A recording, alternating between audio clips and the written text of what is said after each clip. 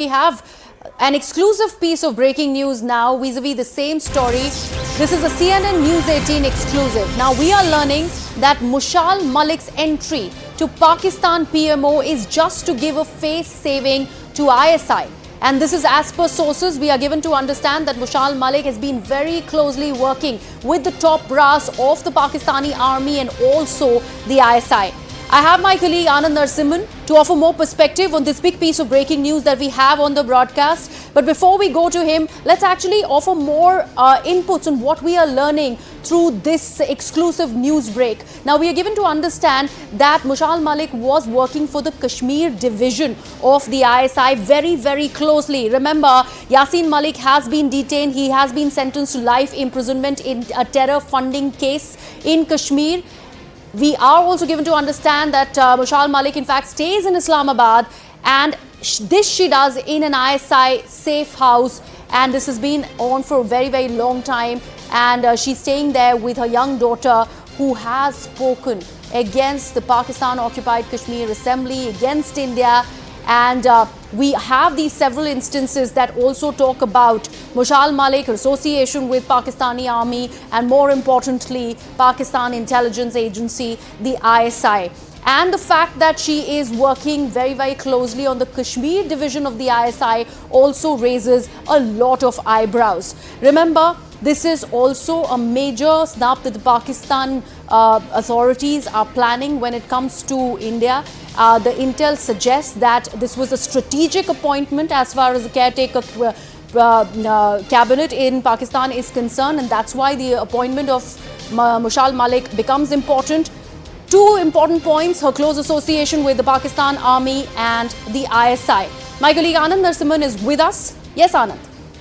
Well, Mushal Malik herself is educated at the London School of Economics. She is a bright person herself, no questions asked. But her connections with Yasin Malik and her actions, that's what turns the spotlight. If the JKLF has rushed to issue a statement against Mushaal saying that she's got nothing to do with Yasin Malik, then we should know that she's got everything to do with him.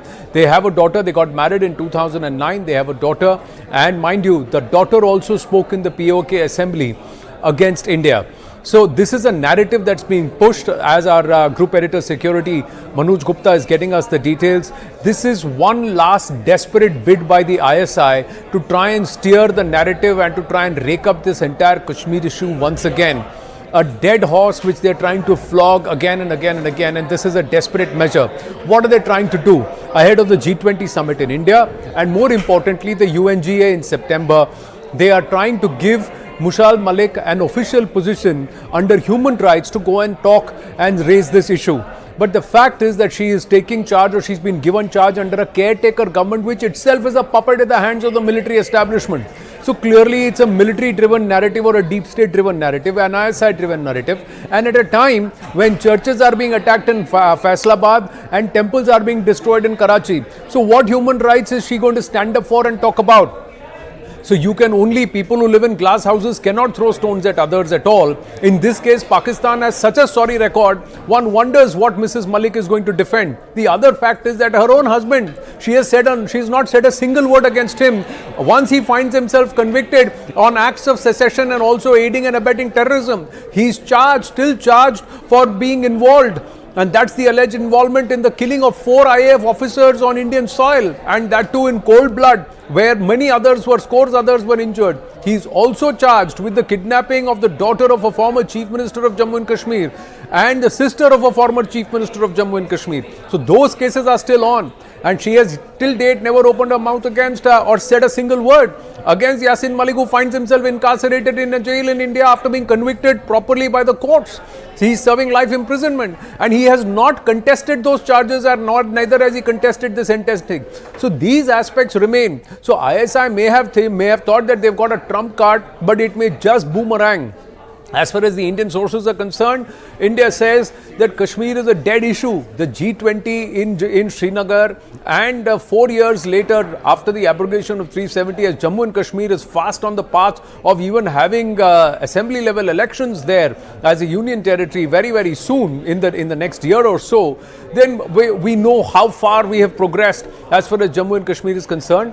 And this K narrative or Kashmir narrative and flogging this dead horse is not going to yield any results. It may just prove to be counterproductive. In fact, what sources within intel sources in India are saying is it's a reflection that the terrorist activities and fomenting terrorism on Indian soil has the blessings even of the caretaker PMO. The Prime Minister's office has these blessings and they are all in cahoots. So non-state actors, that entire aspect itself gets demolished with the appointment of Mrs. Malik as part of the special team of the caretaker Prime Minister. All these appointments are done by the military deep state. Technically now until February, till there are elections in Pakistan, it's the military deep state and the military establishment that is quasi running affairs in Pakistan. And if these are their priorities, one only knows what their intent is and what their intentions are. So this is also a message to the Indian polity that there cannot be any talking peace with Pakistan. Right, and Anand, if we specifically talk about an association with the ISI, this essentially is also being looked at as Pakistan Prime Minister's office bid to save ISI from being irrelevant or completely non-performing. How does one associate these two aspects when it is about the appointment of Mushal Malik? Well, the ISI has had a string of failures. First up, they had no clue that 370 is being abrogated and they couldn't do anything. Over the last 4 years, whatever they have tried has failed. They are losing any kind of support on ground because that narrative has failed. So much so in Pak-occupied Jammu and Kashmir, all the way up to Baltistan and Gilgit, all those regions, there are people who are turning around and saying, we are better off with India, we don't want you anymore.